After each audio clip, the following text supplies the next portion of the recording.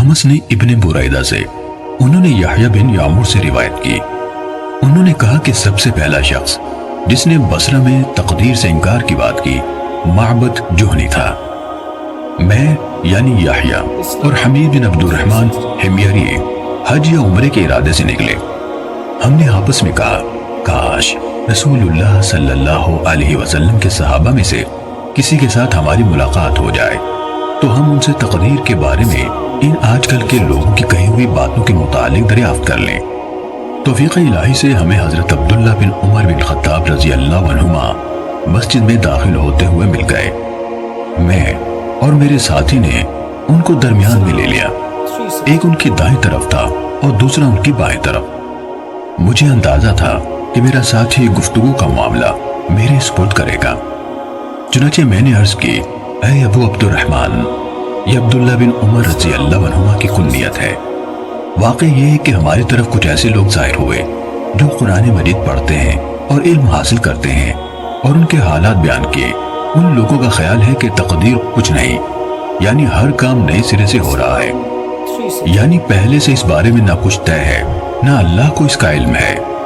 इब्ने उमर रजी अल्लाह अन्हुमा ने फरमाया, जब तुम्हारी उन लोगों से मुलाकात हो तो उन्हें बता देना कि मैं उनसे बरी हूं और वो मुझसे बरी है। उस जात की कसम जिसके नाम के साथ अब्दुल्ला बिन उमर हल्फ उठाता है, अगर उनमें से किसी के पास उहद पहाड़ के बराबर सोना हो और वो उसे खर्च भी कर दे तो अल्लाह ताला उसकी तरफ से उसको कबूल नहीं फरमाएगा यहाँ तक कि वो तकदीर पर ईमान ले आए। फिर कहा, मुझे मेरे वालिद उमर इब्ने खत्ताब रजी अल्लाह अन्हु ने बताया, एक दिन हम रसूलुल्लाह सल्लल्लाहु अलैहि वसल्लम की खिदमत में हाजिर थे कि अचानक एक शख्स हमारे सामने नमूदार हुआ। उसके कपड़े इंतहाई सफेद और बात इंतहाई ज़्यादा थे।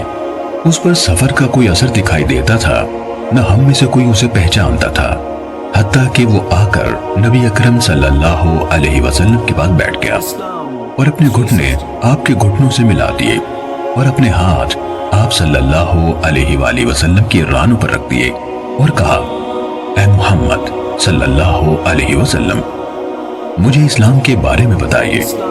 रसूलुल्लाह सल्लल्लाहु अलैहि वसल्लम ने फरमाया, इस्लाम यह है कि तुम इस बात की गवाही दो कि अल्लाह ताला के सिवा कोई इबादत के लायक नहीं और मुहम्मद सल्लल्लाहु अलैहि वसल्लम उसके रसूल है। नमाज का एहतिमाम करो, ज़कात अदा करो, रमजान के रोजे रखो, और अगर अल्लाह के घर तक रास्ता तय करने की इस्तिताअत हो तो उसका हज करो। उसने कहा, आपने सच फरमाया। हजरत उमर रजी अल्लाह अन्हु ने कहा, हमें उस पर ताज्जुब हुआ कि आपसे पूछता है और खुद ही आपकी तस्दीक करता है। उसने कहा, मुझे ईमान के बारे में बताइए। आपने फरमाया, ये कि तुम अल्लाह ताला, उसके फरिश्तों, उसकी किताबों, उसके रसूलों और आखिरी दिन यानी यौम क़यामत पर ईमान रखो और अच्छी और बुरी तकदीर पर भी ईमान लाओ। उसने कहा, आपने दुरुस्त फरमाया। फिर उसने कहा, मुझे एहसान के बारे में बताइए।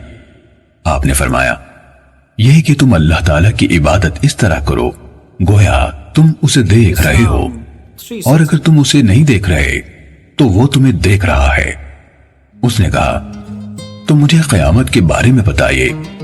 आपने फरमाया, जिससे उस क़यामत के बारे में सवाल किया जा रहा है वो पूछने वाले से ज्यादा नहीं जानता।